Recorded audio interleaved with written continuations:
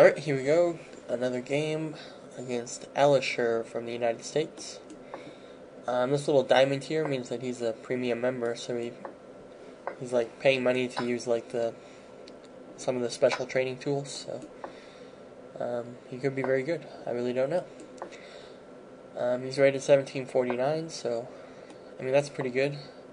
The live chess on here is fairly new, so a lot of the really good players still have fairly low ratings. Like the highest rated person I've ever played on here is like, his rating was like 2100, I think, something around there. Okay, this is the Sicilian Dragon. This is a line that me and my friend Dave developed. If they castles, I can win at least one of the bishops. And there's actually a very subtle trap in this opening, right at this point. White can make a very serious mistake and lose a lot of material here. Okay, this move, I mean that's a safe move. It does give up the bishop pair. I don't really want to reveal the trap in case anybody wants to watch this, because I really like getting people into the trap. But now my plan is just to pry open the A file, if possible, or what I can do is try to open up the long diagonal here to work on that. Okay, so here we got the A file open, and the long diagonal is going to be somewhat more open,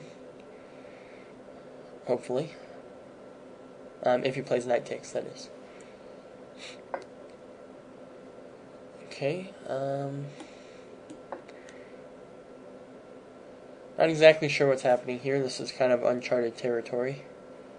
Most of the time people will play b4 to try to keep the A file closed. So this is a little bit new to me, which is kind of hard in a blitz game, especially a 3-minute game, but we'll see.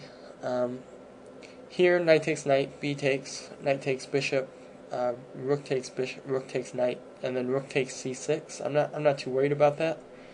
Simply because the position is going to be so wide open on his king that it's going to be a dangerous thing for him to do. Okay, so here I can save my light square bishop, which would be good. If I can keep the light square bishop on, that means I have the bishop pair. However, I don't have any good spaces for my bishop to anchor on. Like if I can get my bishop to, say, c4, that would be very good, or just on that general diagonal. The a2, g8 diagonal. But I think it's going to be a good idea just to save my bishop, because the two bishops is very strong, especially in a somewhat open position like this one is. Okay, so here he's threatening my knight. And if I move my knight, my bishop hangs. Which, I mean, yeah, okay, I might lose a piece if I do that, but I'm not going to do that. Remember, I'm trying to save my bishop pair. Okay, so my knight's guarded, my bishop's going to be able to retreat, probably to d7. Okay, so he captured my bishop, which is not a big deal, like I've said. Okay, it looks like he wants to trade queens.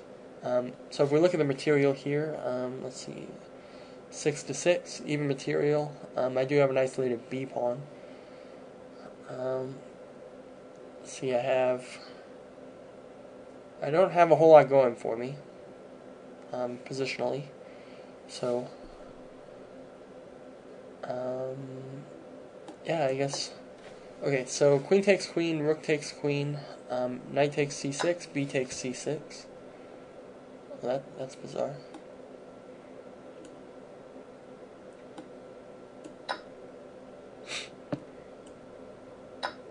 He did it a little bit differently to try to win material, but I think leaving the queens on was a huge mistake for him. His king is going to be wide open. The pawns on the queen side are very weak, and I'm going to win one of them immediately here, because I have the threat of queen takes b2 checkmate, and his best defense to that is retreating his queen, and then I can play rook takes a3, winning back the pawn immediately. Okay, rook takes a3 is safe here. Then I have added threats of stuff like queen a2 check. Maybe rook a2 would be good. Oh, I could have also taken his bishop, but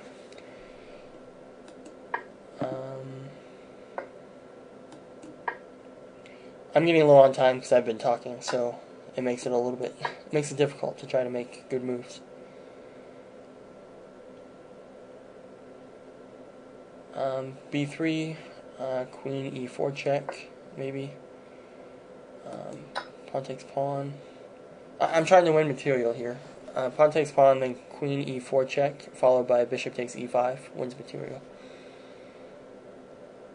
Or I could take on g2, depending on where his king goes, probably. But I'd rather get my bishop wide open, so I'd probably do that. He's pretty low on time, so I might win on time here. Okay. Trade of queens. It's not too terrible for me. I'm not going to take here. I'm going to push. That way I'll have a protected pass pawn, which is good for me.